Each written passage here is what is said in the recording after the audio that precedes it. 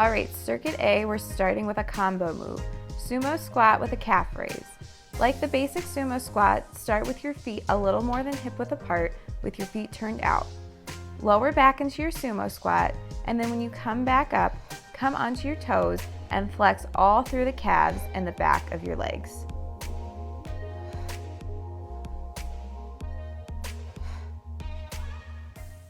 Next, we've got a basic push-up.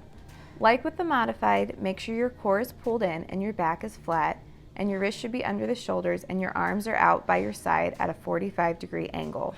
Come up on your toes and lower down. If this is too challenging, do the modified push-up or perform it against a wall.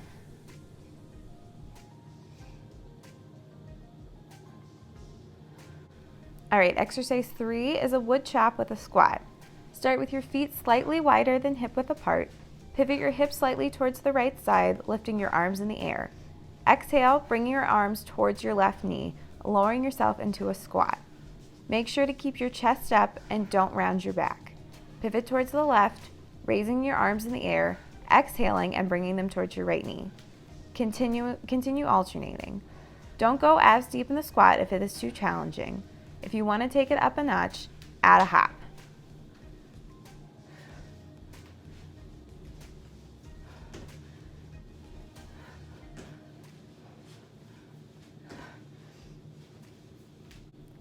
Last but not least, we have the crossbody sit-up.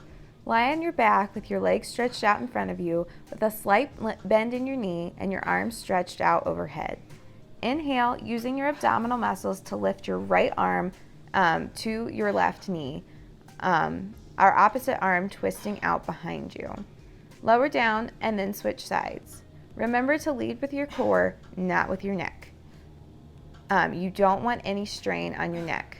Continue alternating. If this is too challenging, just do a basic sit-up or a basic crunch. All right, circuit B begins with a little more challenging move. We've got a narrow squat with a front raise. Begin with your feet slightly more narrow than hip width apart.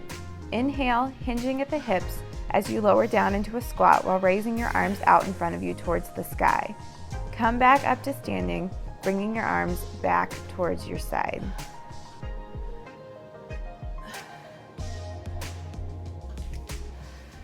Next, we have the crab dip.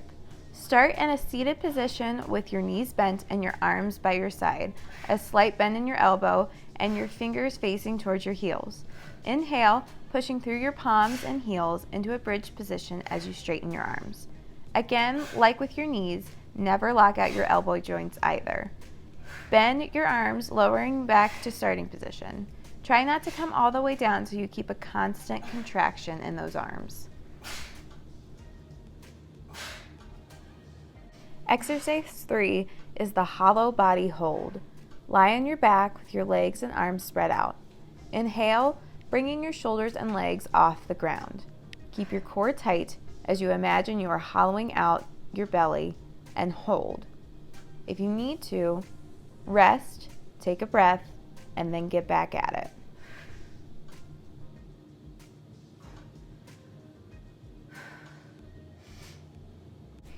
Last in the circuit, we've got a star plank. Begin in a regular plank position with your wrists below your shoulders. Slowly reach your right hand out in front of you, followed by your left, holding this position for a breath before returning your left hand and then your right to the starting plank. Alternate which side you start with. If this is too challenging, drop to your knees.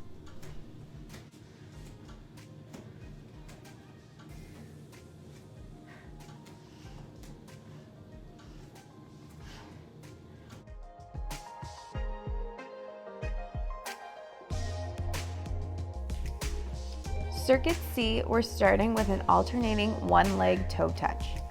Start with your feet hip width apart. Inhale as you raise your left leg behind you in a straight line, balancing on your right leg as you hinge at the hips and reach for the floor. Bring yourself back up and then switch sides. Remember not to round your back or perform this movement in increments. Your body should move in sync as you lower down and come back up. Keep your neck in a neutral position, being careful not to strain it, and it always helps to find a focal point to keep your balance.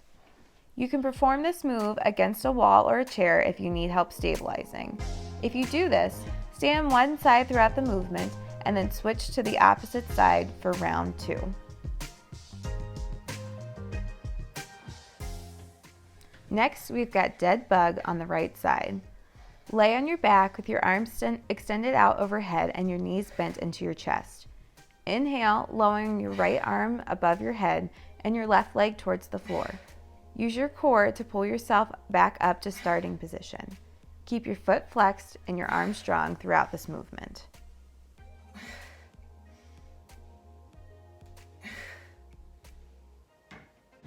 Come to standing for the next exercise. We'll be doing a bent over T rotation. Not gonna lie, the first time I recorded this, I was facing you guys, and then I realized you could see down my shirt. So here we are doing it from the side. You're gonna take a really wide stance and then hinge forward at the hips. Keeping your back flat, reach to the floor with your right arm, twisting your left arm towards the sky. Keeping a flat back, continue switching from side to side, flexing in your back as you reach to the top for every movement. If this is too difficult, keep your elbows bent throughout this move.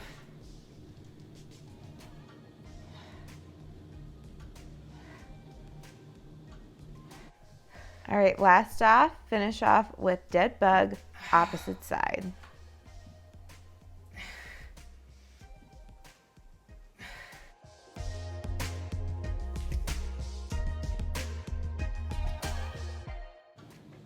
Circuit D, we're doing a curtsy lunge to a side lunge.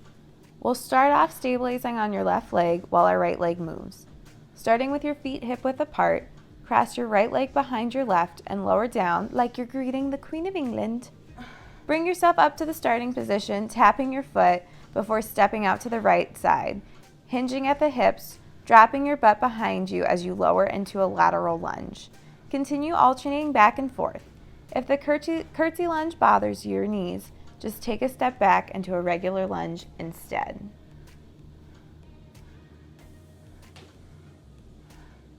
The second exercise we have is a dolphin pose, an exercise that seemed like a good idea at the time, but is way more difficult than I remember being. Start in an elbow plank with a tight core. Inhale, pushing through your back, core, and shoulders as you push your hips to the sky. Hold for a breath before slowly shifting your weight back into a starting position. If this is too difficult, just hold the elbow plank.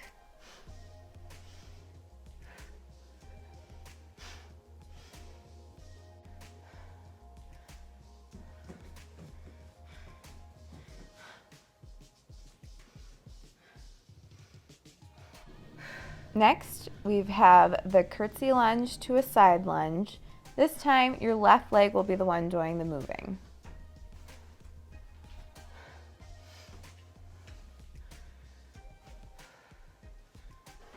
Finally, we've got a modified burpee.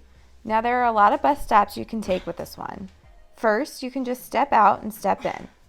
If you're up for more of a challenge, you can jump out and jump in. Crank it up a notch by adding a jump at the top. And lastly, if you want to kill yourself, add the push-up at the bottom. Regardless of which bus stop you take, I want you to stay light on your feet. Don't slam down. This should be a controlled movement.